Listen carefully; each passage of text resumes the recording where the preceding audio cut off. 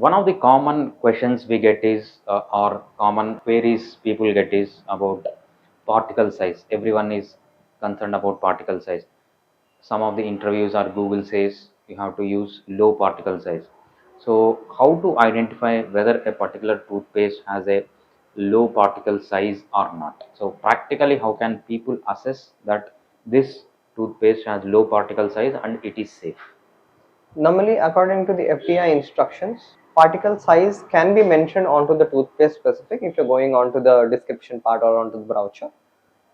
But if not, you'll have to check how the particle size is. Just now, as I mentioned, the particle size between 5 microns to 40 microns is good for day-to-day brushing, with daily around 2 minutes brushing in the morning and evening with no much amount of excessive force. So that particle size is good to keep your teeth healthy and where resistance will be there in your tooth. Okay. What you finally mean to say is select a toothpaste where the particle size mentioned on the toothpaste between 5 microns to 40 microns. Yes. Yeah.